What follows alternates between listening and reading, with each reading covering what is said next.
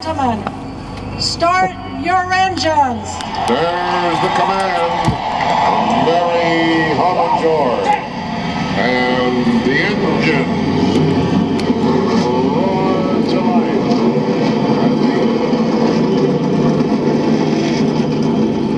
Welcome to the Indianapolis Motor Speedway, home of the 500, NASCAR's Brickyard 400, and MotoGP's Red Bull Indianapolis GP motorcycle event.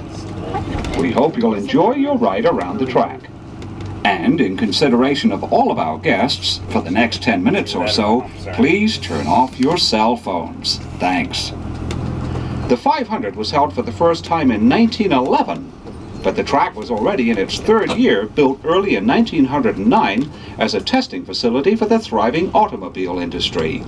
Many famous makes were from here, like Marmon, National, and Cole, with the best known ones coming a little later on with Stutz, maker of the famous Bearcat, then, right after World War I, with the Duesenberg brothers. Indiana roads were still a few years away from being paved, so there was nowhere to really find out what an automobile could do and what its weak points might be. This track would solve that problem. Not only could the manufacturers test here privately, but occasional races would give the spectators a chance to see in competition what they could go down to the showrooms and purchase. The man who created all of this was Carl Fisher, the very same man who would later develop Miami Beach from swamplands into an exotic resort area. He also developed Montauk Point on Long Island and spearheaded the first drivable highway across the United States. We enter the track between turns 1 and 2 at the South End Short Straightaway. Up ahead is turn 2.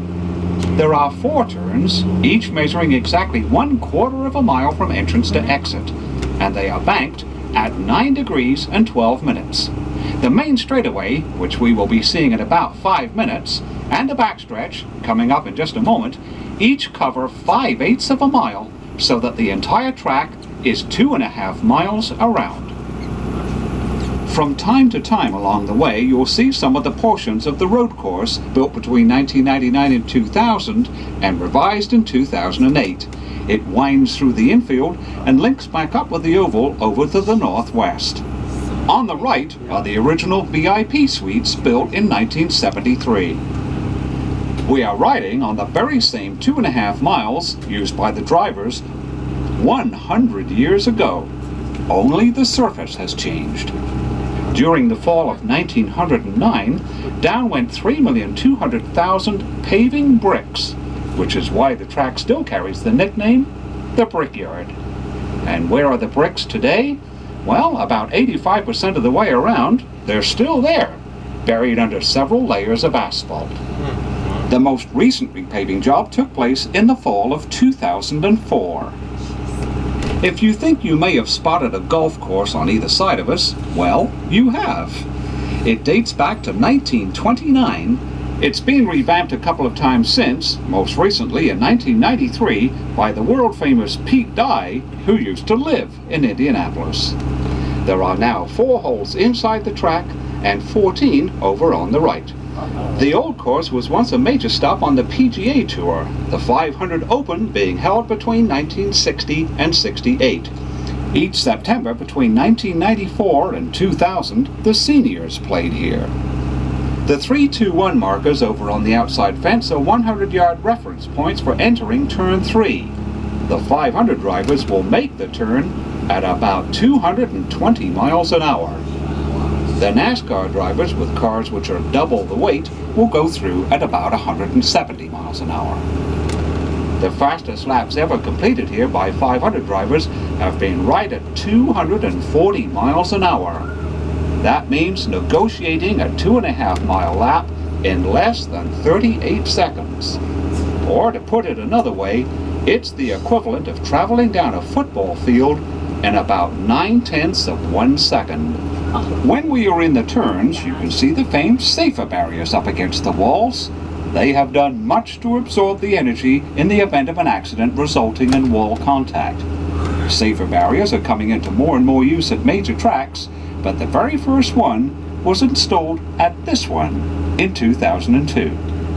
Carl Fisher had 3 partners, one of whom was James Allison, founder of the famed Allison Engineering.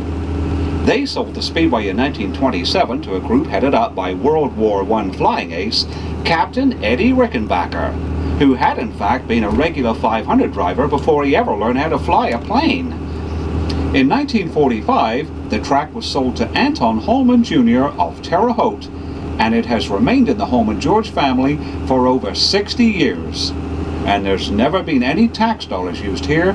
The track is privately owned. Over on the left are the final turns of the road course on their way to linking up again with the oval. Out of turn 4 and onto the main straightaway, corporate suites and double-decker grandstands. And can you imagine going all the way down there in 9 seconds?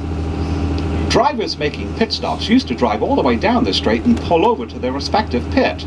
In 1957, a separated pit lane was installed, and it may have been the first of its kind anywhere in the world. The current 500 cars have to stop several times during the race. They'll take on up to 22 gallons of fuel and change 4 wheels in less than 10 seconds. And they don't use gasoline. From 1965 until 2006, everyone used methanol. Starting in 2007, the 500 cars have run on ethanol. NASCAR, however, does use gasoline, but blended with 15% ethanol. The tall building on the left is called the Pagoda. It was completed in 2000. This is where the Master Control Tower stood from 1957 until 1998. And prior to 57, a Japanese-style pagoda occupied this spot, and that's the reason for this current design. This one, however, has 10 floors and rises to the equivalent of a 13-story building. At ground level, and slightly over to the left, is the current winner's circle for the 500 and the Brickyard 400, and just above it, the rostrum for the top 3 finishes in the MotoGP motorcycle race. The start-finish line isn't hard to locate. It's marked by a strip of bricks. As late as 1961, when A.J. Foyt won his first 500, the greater part of the main straight was still of bricks and mortar. And imagine that prior to the late 1930s, the entire 2.5 miles looked like that, and it made for a pretty rough ride. Up ahead is the scoring pylon. It went up in 1994 to replace the one there since '59. It's anchored in 22 feet of concrete, and the windsock is 97 feet off the ground. How many 30-watt bulbs are there in it? 6,496.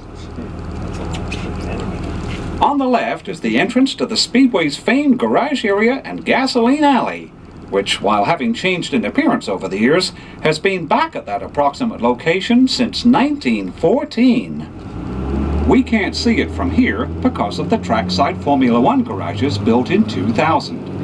Further down here on the left, just before we enter the turn, is where Victory Lane used to be from 1919 until 1970. Between 1947 and 59, Hollywood actresses were part of the post-race ceremonies, among them, in 1958, a very young Shirley MacLaine. Here we are in the famous Turn 1. On the infield, there is now a 4-turn addition to the road course. Combined with the modification to the complex north of the museum, the number of turns for the road course now stands at 16. That brings us to the south end once again to approximately where we started. A 500 driver at speed would have lapped us, probably about 15 or 16 times. We are open here every day of the year except for Thanksgiving Day and Christmas Day. For your convenience, there are 2 souvenir gift shops inside the museum building and a massive selection of photographs dating all the way back to 1909 in the photo shop up on the 2nd floor. If you'd like a little more history right now, you might enjoy the video in the museum's Tony Holman Theater. Your museum ticket is all you need to get in. If you fancy a little golf, or you'd like something to eat, the golf course and the Brickyard Crossing restaurant are located just outside of Turn 2. Well, that's the tour. Thank you for coming, and please visit us again at the Indianapolis Motor Speedway. How I long for my Indiana home.